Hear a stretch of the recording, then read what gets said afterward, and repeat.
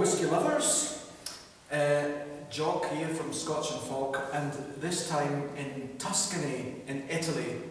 And as you know, we talk about rum, we talk about gin, and we talk an awful lot about whiskey, but today, whilst in Tuscany, what else could we speak of other than Grappa?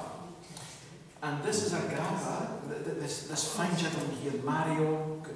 Mario, your second name is? Cafuri. Mario has a beautiful big vineyard, 12 hectares, where he makes Chianti Classico, Chianti Reserva, and the super Tuscany wines. And from these super Tuscany wines, maybe, I know, but for the people, Mario, maybe you can tell how Grappa is made, actually. How is Grappa made? Out of the pressed skin and seeds. So the pressed skins and seeds are taken to the distillery. Yeah. And then distilled. Yeah. How do they distill it? What do they do? Alambic. Okay. An alambic, it's a pot still, a round body like a Scottish pot still, except it's much rounder, and it's got a smaller neck.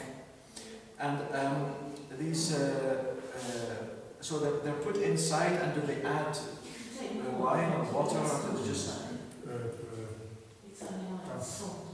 It's that, yeah, just the damp from it. Okay, they put heat under the alembic, and then it starts they take the vapors from the wine, from the seeds and the skins, yes.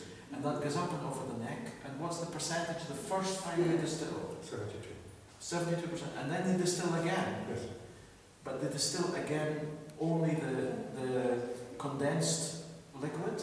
Yes. That's the second distillation. The second distillation is the liquid, and it goes to how? 5 minutes 42.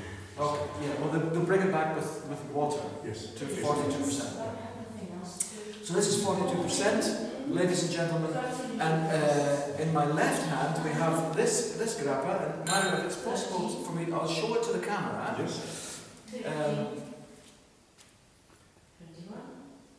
Yep, 42%, and that's a young Grappa, ladies and gentlemen. A young Grappa, which is, as you can see, it's clear, like gin, almost.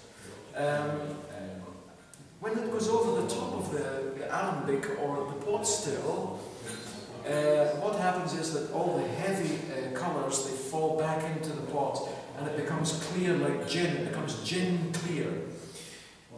And then we have another one.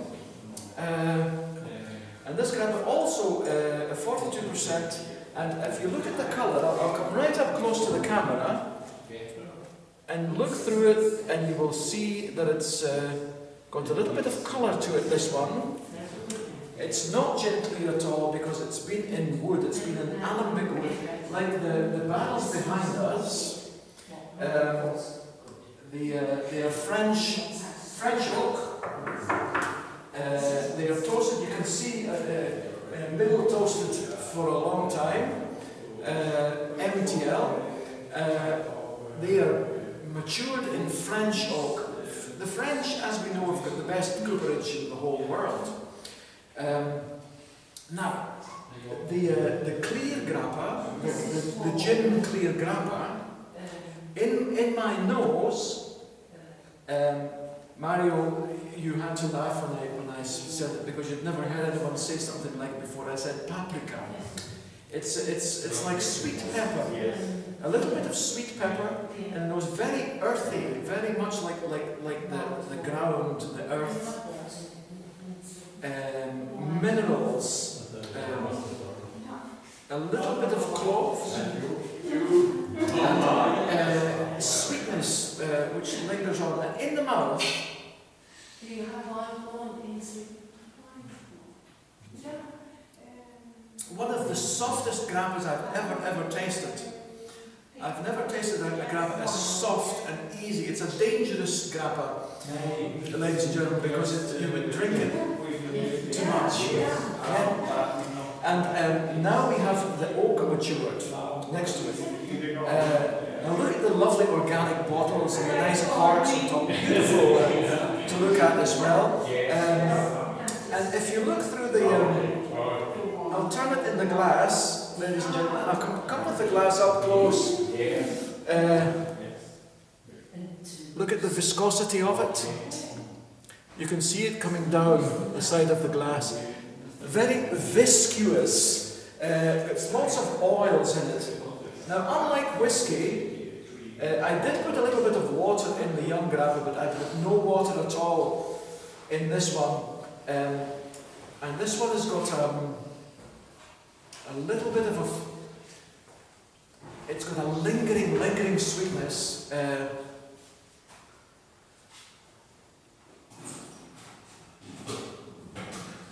Extremely round in the mouth. Berries. Obviously, because it's new oak, it's got a lot of vanilla to it.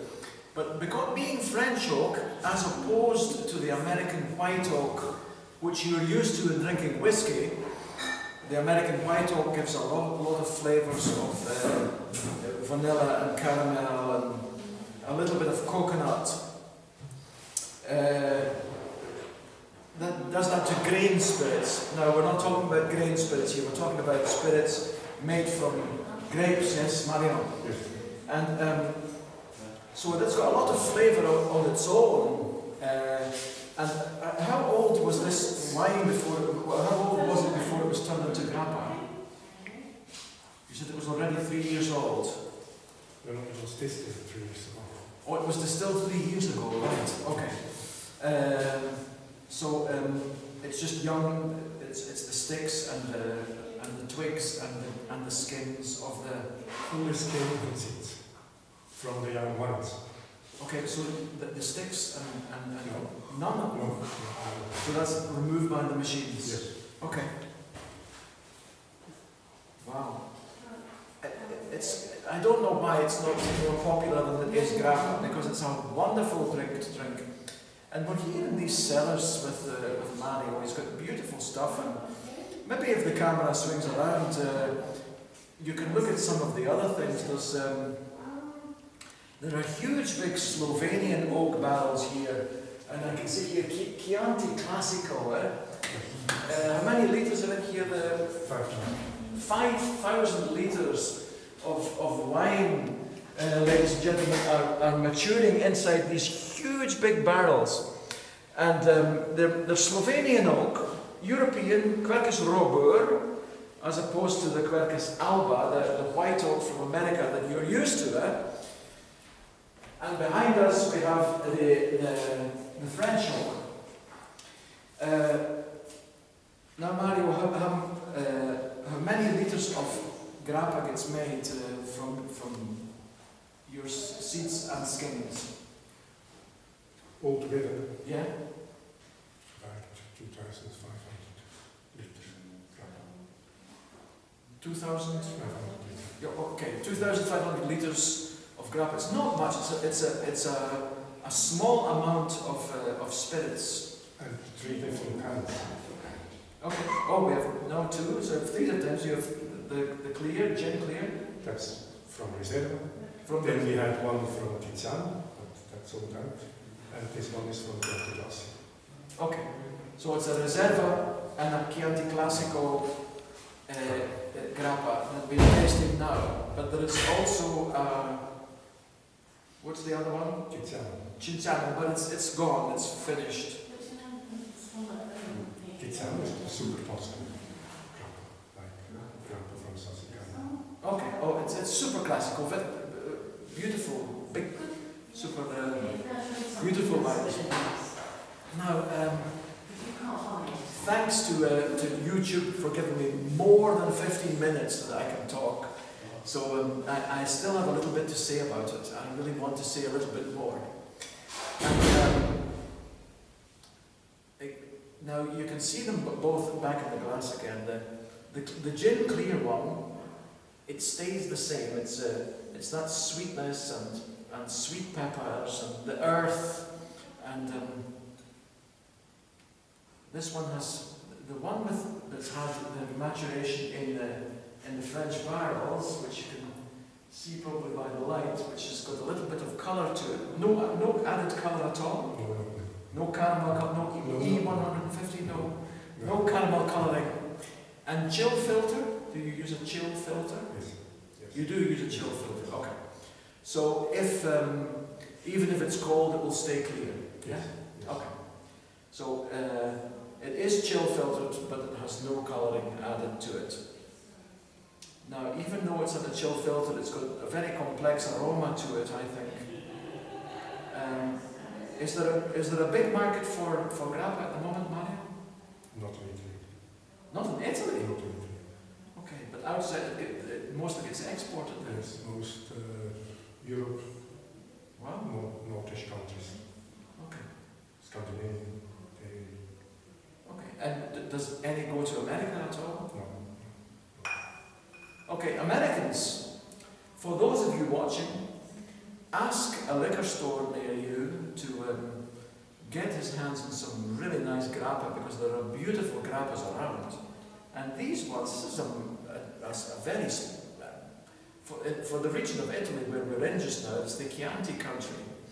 In Tuscany, beautiful. We'll show you some pictures of it later on.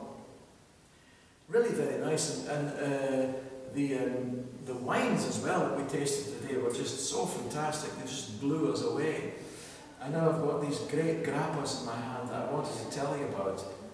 Young, excellent, very affordable.